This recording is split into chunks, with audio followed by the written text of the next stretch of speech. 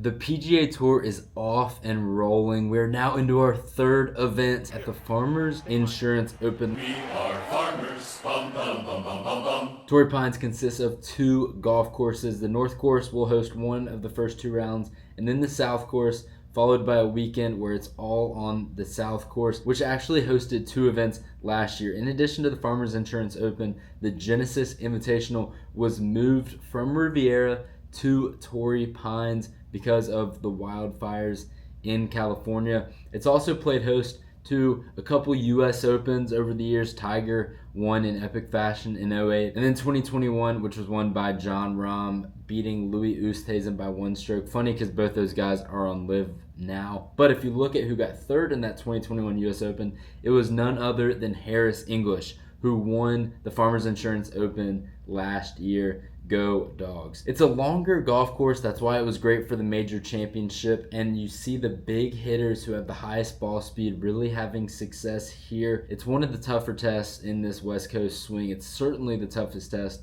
the players have faced so far this season. And that's why it usually yields to the best players rising to the top. The bigger challenge, the bigger player you get. And none bigger than Brooks Koepka, who's making his return from the PGA Tour.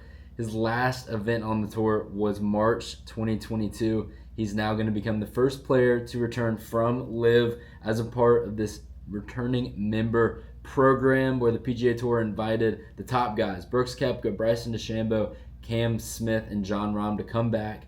So far, Brooks Koepka has been the only one to accept that invitation, and he is going to be the headliner, at least at the start of the week. He finished T4 in the 2021 U.S. Open here at Torrey Pines, so he knows this course well. He's the big hitter like we were talking about. I'm excited to see what he does. In terms of the betting favorites, Xander Schauffele at 13-1 and Cam Young at 19-1 are returning for their first event of the 2026 schedule. Xander has a great history here at Torrey Pines. Cam Young doesn't have too much experience on this golf course. Also among the betting favorites, Ludwig Åberg at 17-1. He won the Genesis Invitational at Torrey Pines last year, and he was leading after 36 holes in the Farmers Insurance Open last year until he got sick, and then he ended up dropping from that leaderboard. It's interesting to note, when he won the Genesis Invitational, he had withdrew from his previous tournaments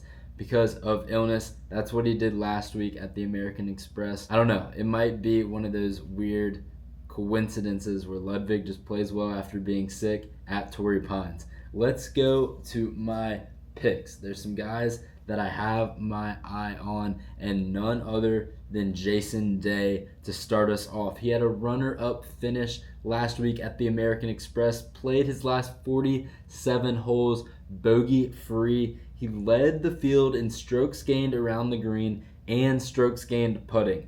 That short game is going to be lethal at a course as tough as Torrey Pines. He's also won this event 2 times prior. I really like Jason Day here. He's just a great California player. Another great California player who's from the state, Maverick McNeely. He's had a hole-in-one here at the Farmers Insurance Open previously. And I mentioned earlier, you have to be long, you have to be young, you have to be a big hitter to play this course well. McNeely is near the top 10 on tour in driving distance. Combine that with his elite short game, and he will be dangerous at Torrey Pines this week. A couple more guys, Ryan Gerard. He's had a runner-up finish in his last 3 events. He lost in a playoff on the DP World Tour, and then the first 2 events of the PGA Tour in 2026, he's finished second. And in those 2 finishes, he has set his personal best 72-hole scoring record. He did it in Hawaii, and then he broke that score last week with 23 under par. He has 5 top 2 finishes now since last April. Ryan Gerard is due for a win. I don't want to miss it. I'm going to keep betting him and putting him in my DFS lineups. Last player for you, one that you might not expect. We mentioned him at the Sony Open, Will Zalatoris, who returned from back surgery and actually fared well in Hawaii. He opened with a 64, and then his final round on Sunday, it was a 65. So he proved that he could play good golf. He had 2 70s sandwiched in between those 2 solid rounds. Will Zalatoris at this event has finished inside the top 15 3 times. I really think that Will Zalatoris can prove that he is back at the top of his game this week. Those are my picks. A few other guys to rattle off. David Ford, one of my favorite young players. I think he's going to have a really good week. Jake Knapp finished T3 and T32 in his last 2 years in this event. He's also on the Aeon Swing top 5 range, so he's fighting for some exemptions moving forward. I like Knapp a lot. And look at Sahith Theegala, who's finally playing good golf again. He finished T8 last week. He's had success at Torrey Pines in the past. So those are 3 other names: David Ford, Jake Knapp, Sahith Theegala, along with my top 4 this week: Jason Day, Maverick McNeely, Ryan Gerard, Will Zalatoris. Let's get a winner. I think that that's going to spike the numbers on this YouTube channel. I would love nothing more than to pick a winner and help you guys make some money as well. Go ahead and subscribe to this channel.